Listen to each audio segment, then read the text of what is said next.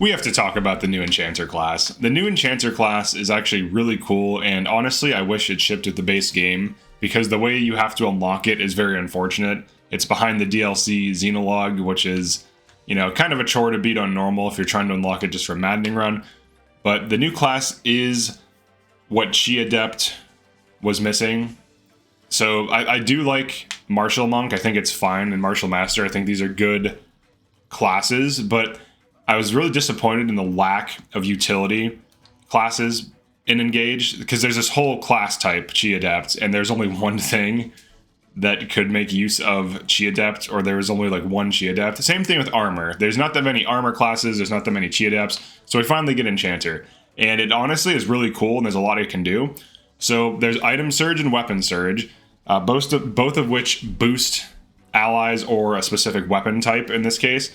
So if we Item Surge, like an HP tonic, you essentially get pair up. So all adjacent allies get max health increase and pair up for one turn, which is massive.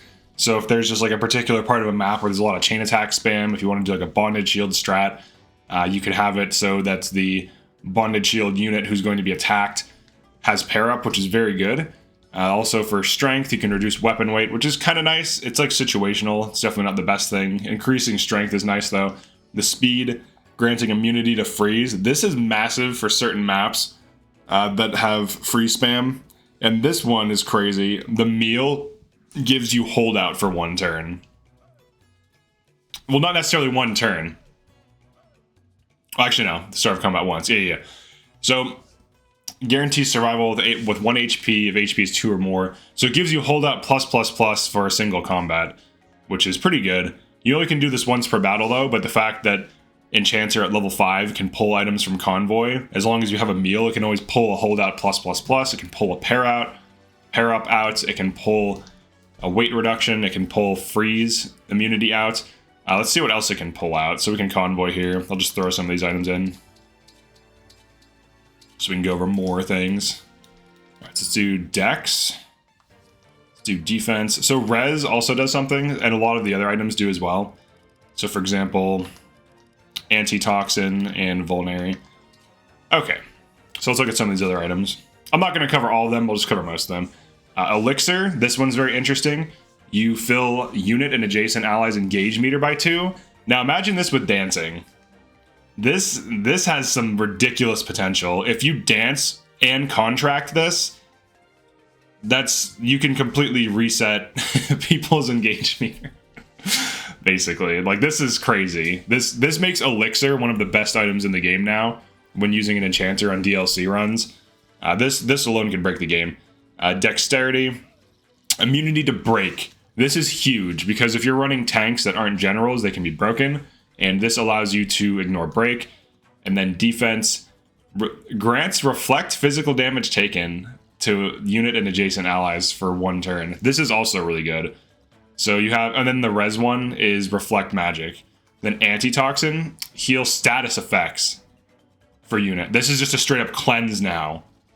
So this boosts this up to S tier as well, because now the antitoxin can AoE cleanse. And then Vulnerary.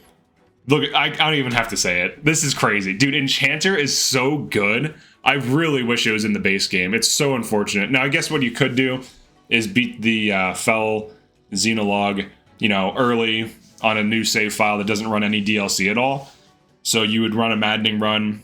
You would do the Xenologue on normal, so you can unlock this. But this is so cool. Like, honestly, it makes the game feel more like Triangle Strategy, which is a game that I really like. So the fact that we have like utility and all these like board effects now, this is so much more interesting than most of the stuff in the game. Like, just the fact that you have this huge AoE heal on demand is so cool, even though it's chip damage. However, this might also stack with Saline. Actually, let's test that. Let's test that live. All right, oh yeah, final thing. Weapon enchanting. So each weapon type has a different thing, and if you want to specifically weapon surge like one ally's weapon, you can do that. So if everyone's running different weapons, so one thing that's cool about weapon surge, use a weapon to bolster all other identical weapons. So if you play around this, like if everyone has like a steel lance or like a silver lance or whatever, they all get the boost. Each weapon type has its own boost. So in the case of sword, you get avoid plus 20. So I can boost this sword, and then Alir can take it back. Let's get someone damaged. Deploy me. All right. All right, you go get damaged. We're going to try. I want to see if this stacks with Saline. If it does, that means Saline is like A tier minimum. Because with an Enchanter, right? All right, so let's see. All right, he's taking some damage, right? He's missing... Oh, he's very tanky. He's 25. All right. All right, you go here. It's the live test here. All right, so we item search. I'm sorry, I need to get Vulnaries out. He doesn't have Convoy access until level 5, which, you know, it takes some time, but whatever. Let's throw this away. Back into the thing. All right, Vulnary. Item. Does it... Oh, wait. Item search. Does it stack? No, it doesn't. Okay. If it's stacked with Gentle Flower, that would be so cool. I'm actually very disappointed it doesn't. But it is item surge, so it's a different thing. But still, this huge AoE heal is pretty useful, especially if you dance it. If like all of your units are damaged, you can dance it and AoE heal twice. It's almost like a small board heal. Let me use contract, or do I not have contract? I didn't deploy the unit with contract. All right, so the weapon surge thing is nice. The different items are nice. Like obviously the boosts are cool, and there are more tonics. So if we retry. I might as well show all the tonics. We'll just do that. We might as well go through all of them so you can see. Oh yeah, Torch also, interestingly enough, has a utility here. Grants the Torch effect to unit and adjacent allies. Illuminate a 7-space radius, shrinks 1 per turn. So it even boosts Torch. It's actually kind of cool, I'm not going to lie. It's very much like Medina from Triangle Strategy. It's very interesting. And I sincerely... I really wish they would have put it. If we could go back in time, I really wish they would have put it back in the base game. That would be so cool because I feel like we just missed out on this really interesting thing that's like, you know, gated behind a kind of tedious DLC in my opinion. But, you know, wait, what are we doing here? Buy item shop. Here we go. All right, you have. All right, great. All right, so let's just buy one of each. Just to make sure we have them all. So we can check them all out. If I have redundant ones, it's fine. Just make sure we have them all. So basically, tonics with Enchanter are really strong, obviously. Like, that's like your bread and butter. That's like your main thing. And certain stat boosts are better than others. The holdout thing is nice. Like, being able to prevent breaking, though. I think Pure Water also has a thing. Oh yeah, Pure Water is ridiculous. Oh my god, I have to demo that. Jesus Christ. Dude, Pure Water? You're about to have your mind blown by Pure Water. You're like, what? It's Pure Water, it just increases res. No.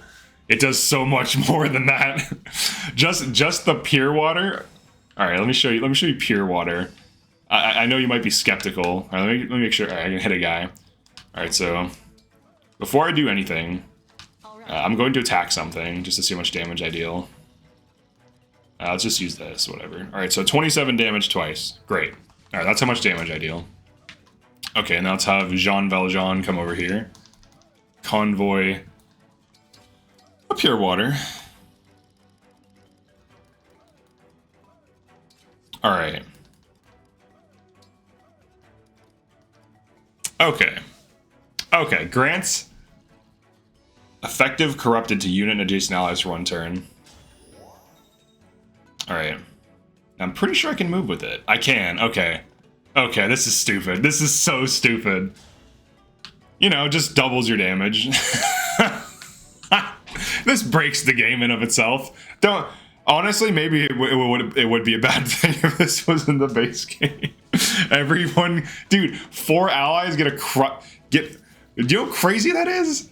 Let me demonstrate how crazy that is. Let me put him in a good position and demonstrate how absolutely ridiculous that is. Granting effective corrupted. All the endgame is corrupted. The entire endgame is corrupted. Just that makes Enchanter god tier in my opinion. God tier, not even S tier. S tier is like it's kind of OP. You know how overpowered it is to enemy phase everything easily?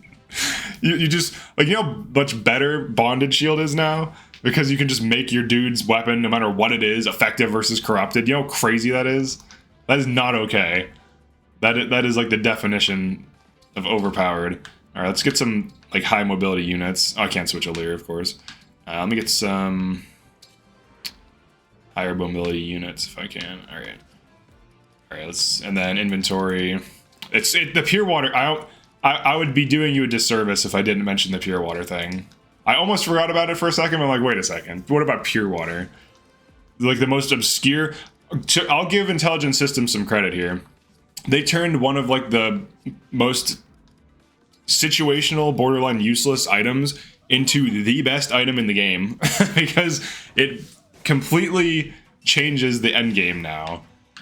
At your service. It's so good. And the other thing too is like if you do the surge or the weapon surge on like a weapon that everyone's using, the lance, I really like the lance. It gives defense and res +5 on Nell and Chimera. You're looking at like they're already pretty tanky. You're looking at even more tanking. So if you just do that on like a javelin, which, you know, both of them enemy phase with javelin, so that would be a perfect use case if you have like 3 or 4 javelin users, giving them, you know, boosted stats. Honestly, I'll say this though, the DLC is one of these things where it's like you can come up with broken things and the game just lets you break it. So the more you do it, like you just break the game. Like that's the whole thing. Yes. All right, so let's do this for fun. All right, hold on, let me make sure I can get my Bonder in. All right, I'll have her get in first. Bonded Shield. I was gonna dive them, but this is probably better. And then of course we can do like obstruct or something. She's not obstruct. Let's see, are they gonna hit you? 89 avoid. They probably won't. Let's just see what happens. They probably won't go for Fram here. She doesn't have dual supports or anything yet. I just didn't bother to unlock it. I find that DLC I have to min-max. Not min-max more, but I have to like do more inventory management and stuff. There's more units. Alright, so the results. Everything dies. Everything dies because you have effective corrupted. So just that alone. You also can still chain guard. And for example, let's see, is there a javelin in here? You can also pull an item out of convoy and enchant it dynamically, which is really cool and also insane. Yeah, so I can pull a javelin out, weapon surge it, so defense and res +5 for the remainder of the battle. For the remainder of the battle, by the way. That's that's a little crazy. I'm not gonna lie, that's a little wacky. So all right, so she can just go. So now she's so tanky, it's insane. And you can see that the thing is boosted as well. It has like a golden halo around it. I'm curious to see what like axes do. Let's check all the weapons. Let's do that here. This isn't an Enchanter guide, but I'm sure you're wondering all this stuff as well. So let's check all the weapon types. So let's convoy everything. All right, let's start. I already know swords. Swords avoid +20. Lances defense and res +5. Let's try an axe. Let's try a bow. Let's try tome is might +5. I know that. Let's try dagger. That doesn't work. Let's try that. All right. All right. Let's see what we get. Crit +20 to axes. Jesus Christ, dude. Do I need to say this is broken? Do I need to tell you how good this is? So you can run Rafal and Panette, and Rafal is like Panette 2.0 with slightly better stats. And both of them can be on Killer Axe, and then you give both of them crit +20 on top of the 30 crit from the Killer Axe and the 20 crit from the engraving, and their passive also crits. That's super crazy. All right, this. Ooh, might +5. That's not bad. Bows definitely aren't the best thing, but that's pretty good. Might +5. Might +5 on that. Might +5 on daggers. I don't think daggers are really spammed. That's pretty good. And then okay, so everything else just gets might +5. They were like, whatever. Swords get avoid, lances get tanking, axes get crit. I think axes crit.